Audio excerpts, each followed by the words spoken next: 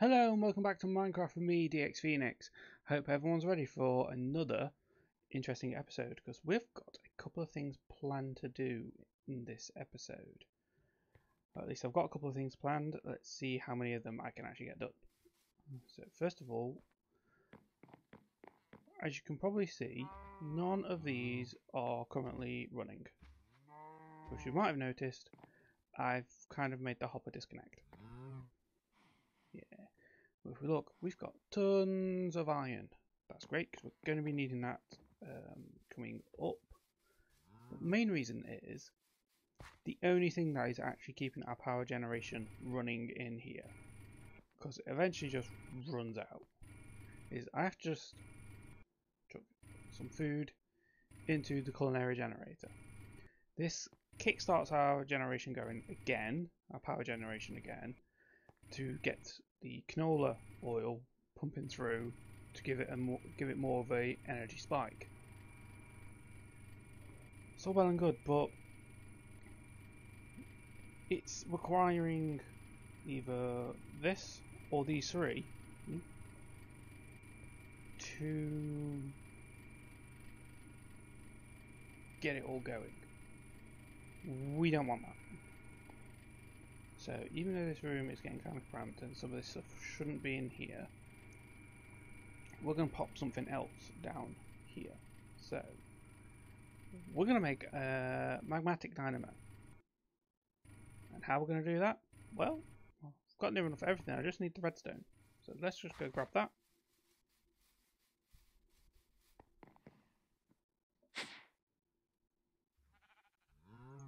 Grab us some redstone. And we will come here and start crafting. So we need an Invar gear first, because I've got plenty of Invar, and a redstone transmission coil, which is silver and redstone. And you guys have seen me craft similar things numerous times. Now for the dynamo. Boom. There we go. One magmatic dynamo. Now, let's go hook this up somewhere where it can feed the power into the system. Try not to get caught on the door. We'll pop it here. Even though that will transfer power into there, it's not facing the right way for me. There we go. Right, now we need a place to feed the... Let's turn valve. No. Right, so that's going to be... No, it's my extraction set to insert. Right, so what we're going to need now is our redstone, not redstone, our ender tank. So I'm going to be back in just a moment, guys. And I'm going to go look for the ender tank. So, won't be long. And I'm back. And as you can hear, yeah, that's not overly helpful.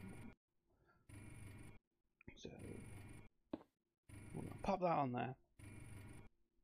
It's already set to output, but it's not extracting. Now it is. Now, looking at this dynamo will generate 40 RF per tick naturally. Now, Steam ones, before their hardened upgrade, did the same. So at their basic level, they produce 40. Now I've just done a hardened upgrade, that is 60. Now I also have a reinforced upgrade kit, and the way to make that is silver gear, electrum, and hardened glass. Hardened glass is made using one lead pulverized powder or dust, and 4 lots of obsidian powder, which is basically 1 lead ingot and 1 block of obsidian. So now, yeah, and that grants you 4 pieces of glass. this is now producing 80. So now we're going to run this at a constant 80 RF. If I come down here,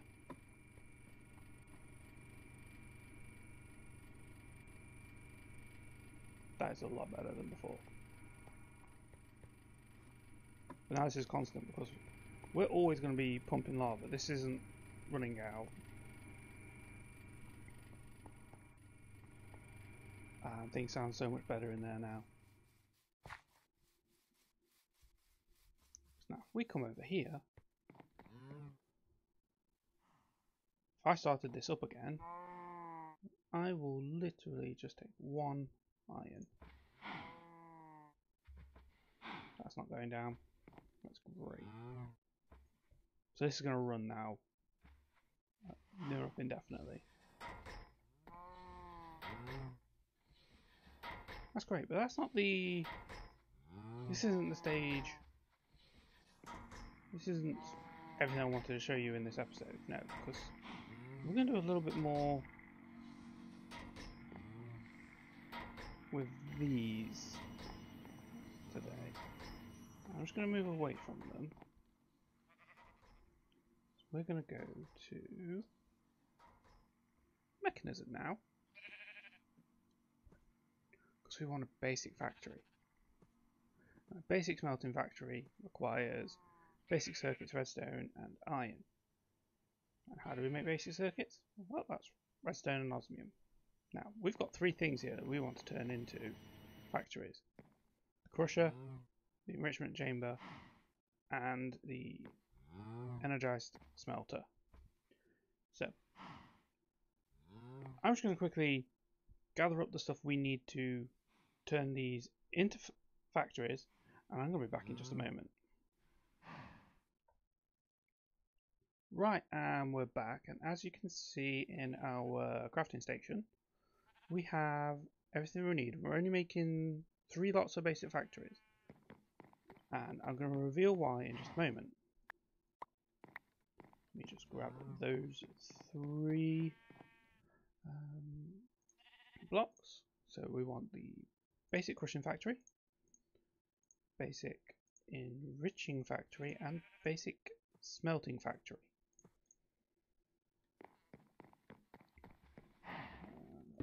Crushing, enriching, and smelting.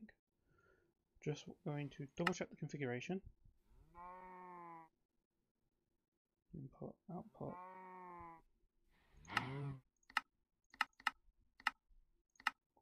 So auto eject. Looks like this does need reconfiguring.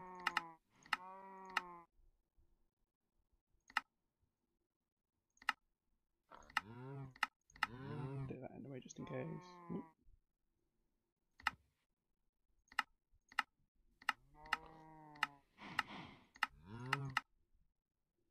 Auto eject. Now you're probably asking, why have I upgraded them into their factory states instead of just adding in the upgrade slots instead?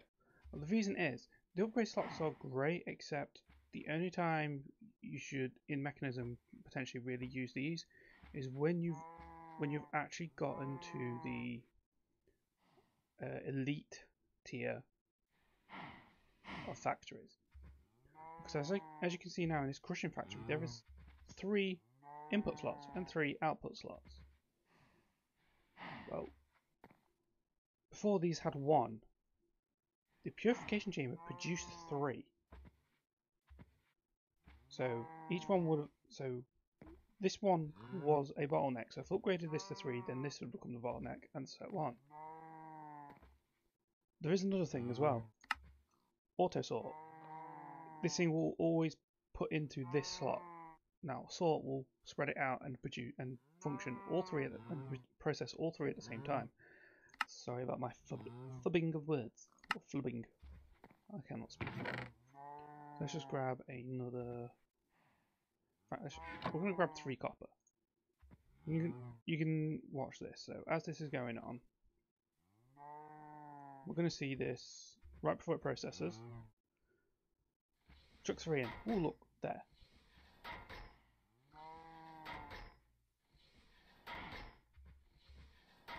and then right before they process, those three are going to run to the factory.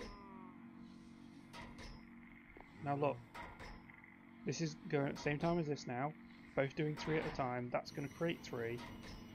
Boom. There it is.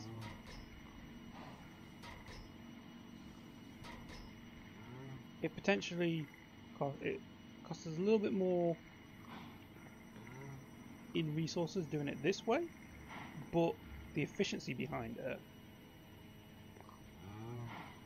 or at least I believe it would, because in order to gain the same thing you would need a speed upgrade alongside energy upgrades, whereas I've had the same result and reduced our processing time by 3. It will now produce 3 ingots at the speed of 1. That is so much better. And the best thing about it, if I decide to upgrade this, then I can upgrade the rest of them, just keep on going. Eventually the bottleneck will come back into it being the crusher, because this can only function, because this will always function faster than this will. But that's when we have the speed and energy upgrades to add in. But we don't need them just yet. Now we've improved our energy production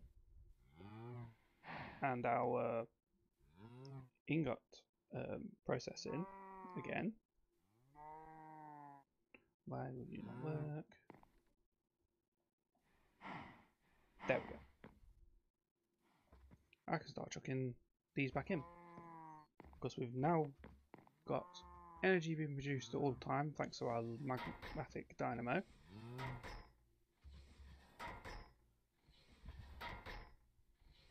And now we're going to have our resources processed 3 times faster. Almost sounds great, but some people are probably asking, we're not that far into the video. You're right, and like I said, I wanted to get through about 2 things. So we're going to be back again in just a moment as I show you the next thing I want to work on. So back in a moment, guys. Right, and we're back, and as you can see, we're back in our small little home, as I'm about to show you what the next thing I wanted to do today was. And you can probably see in my inventory that is a lot of random stuff. However, I bet there is somebody that's watching right now that knows exactly what I'm about to do. First of all, actually no, it's not with the iron first. We're going to need to use this cobble and charcoal. Ooh. We get low covalence dust, which is from ProjectE. Why do we need that? Well, all will be revealed, because now we have medium covalence. And finally, diamond and coal gives us high covalence. Anyone still confused? Just hold on a moment. Now if I have a diamond, redstone, glowstone, we now have a philosopher's stone. Yep, we're doing equivalent exchange. We're going quite old school with this. So ProjectE. The next thing we want to get on with in ProjectE is, first of all, we need a alchemical chest, which is iron chest, two iron ingots, chest, diamond, 2 stone, and covalence dust, which is why we needed the covalence dust. And there is 1 alchemical chest. Now we don't just want the alchemical chest, we want an energy condenser. What's the energy condenser for? Ooh, well, as you can see, there's an EMC value, and there is on most things.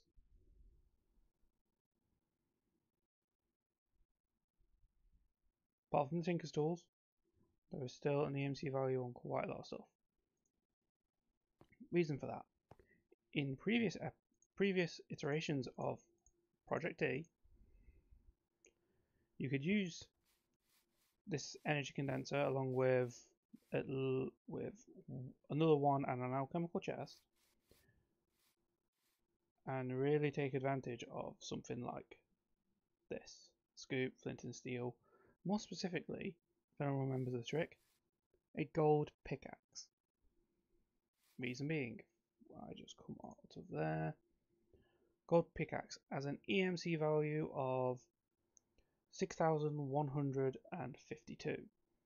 You reduce the durability of that pickaxe down to 1 by using it 31 times, that EMC value drops massively. Then all you'd need to do is just create a talisman of repair, leave the talisman in the alchemical chest,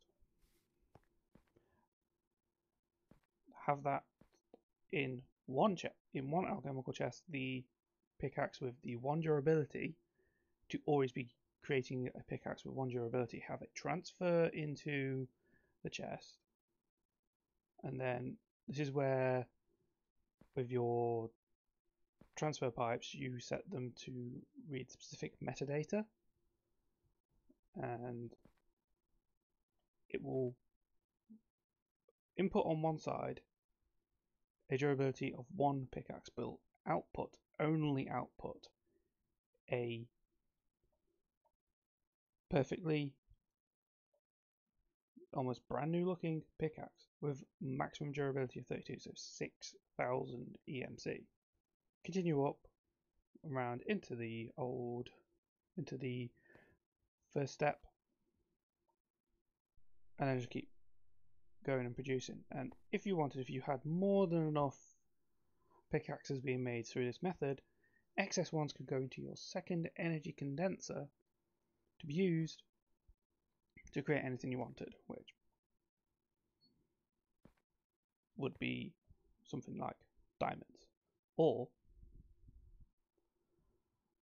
what we're going to do, we're going to find a way of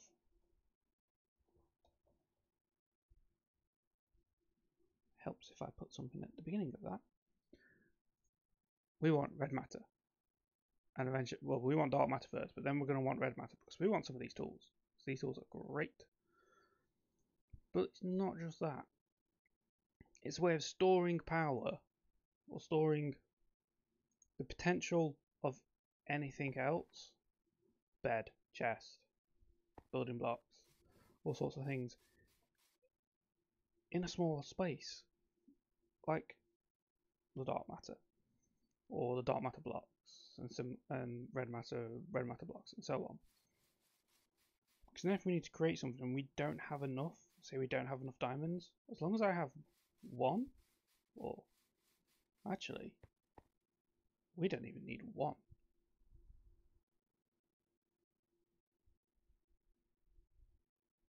I'm just missing stone.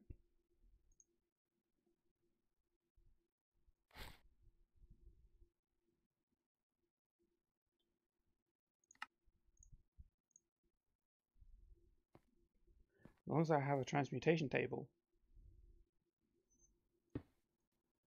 I could turn anything. Yeah, so there we go, diamond. So say I needed a diamond.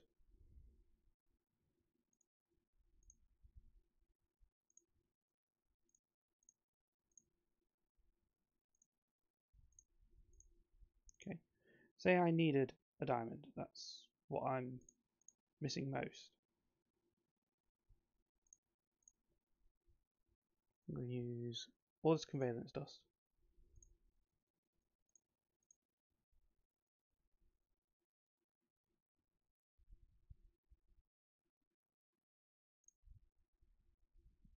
There. So I've got all these learned, but say I needed a diamond, I didn't have another one. As long as I put in the right EMC value of the diamond, boom. Another one. All I needed would be EMC. So let's say I had hundreds of red matter or red matter blocks, but I needed to make something using diamond or iron. Boom, transmutation table. Chuck them in there and then, yeah, I've got it. So that'll be the process of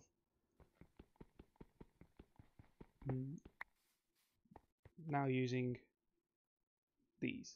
Right, I'm going to put you in there. The energy condenser and the transmutation tablet. I'm going to find a way of generating dark matter using the energy condenser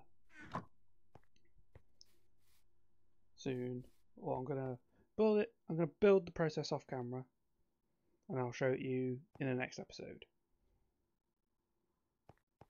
So I'll catch you guys in the next one. Actually, will I? No. There's something I've got to. Just remember, there's something I need to talk to everyone about. So what I'm about to do is go to sleep because I don't want mobs.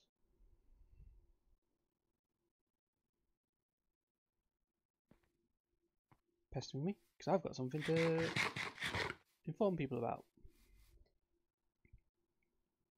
before I disappear, and that is some things that are going to be happening going forward. In the past 2 weeks there has been an issue with me trying to get the XCOM Chimera Squad episode out.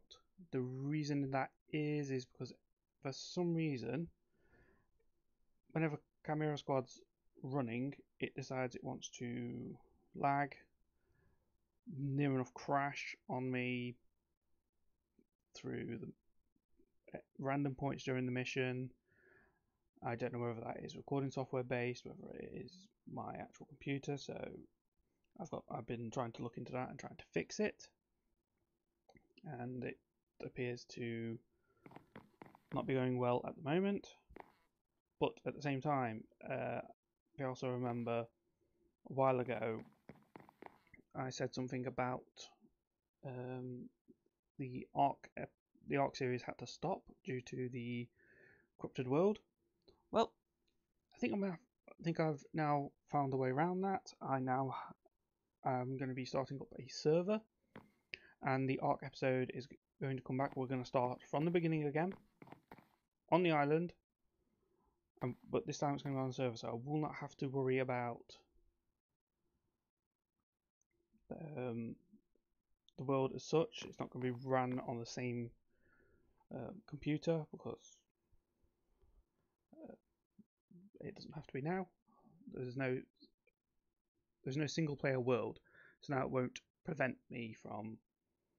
Hopefully, there won't be any failures, because I didn't have a failure where the last time I ran a server with a friend. We didn't really have any problems other than connection issue, which is in our internet base, which shouldn't be a problem on this occasion. But also going forward, I'm going to be going back to streaming as well, starting on either tomorrow or Monday. It's going to be one of those two. There's going to be a stream out. For one day, there is going to be, for definite, a Ark stream. So after the first Ark episode is released, there is then going to be an Ark stream where any stuff that needs to be done off camera, where it be gathering resources, taming dinosaurs, building up homes and bases, will all be done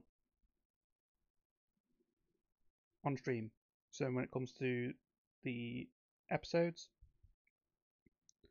I don't have to worry about what do I have, what don't I have. And also at the same time, if I'm going to be doing relic runs, well, once I've done the initial run for the relic, if I need more, they'll be on the stream. So pretty much the background off camera work will be shown on streams on Twitch, and same for this Minecraft. Like I said, I wanted the factory built there, I wanted the house built there. They are going to be done on stream. So, yeah. Stuff like that's going to be done on stream. Tearing this down, building it back up is going to be done on stream. Complete rearrangement. Okay, but any new things like upgrading stuff like that, implementing things like ProjectE will not be done on stream. They are still going to be off camera, but it just means it's a way of you guys seeing how I do stuff more so, but it's also giving me more reason to do them as well. And also it's more content for everyone to watch. So if you guys are wanting to watch any of this wanting me stream any of this, there is a link in the description of all my videos to my Twitch down below. But also at the same time, in regards to Ark, I am going to try my best, because also down in my description there is a link to my Patreon. I'm going to try and update Patreon some more.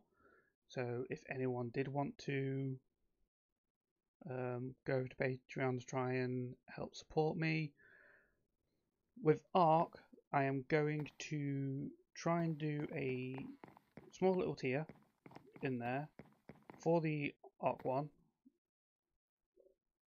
so that I can give back to you guys as you try and support me. I haven't decided on the price. If again you guys wanting to know more, you can private message me on here or on Twitter. The link to all my social media stuff is also in the description of all of the videos. Also, there's links on my Twitch as well. So please go over there, follow. You'll find out when the videos come out, when I'm going to go live. Also follow my Twitch, because that's also another good way. And hopefully we can increase the popularity of this channel, and because I just want to keep giving and producing good content for you guys, even though I am terrible at speaking right now and I'm rambling on. And I probably should have said, if you wanted to not hear this right before I started rambling, you can click off now.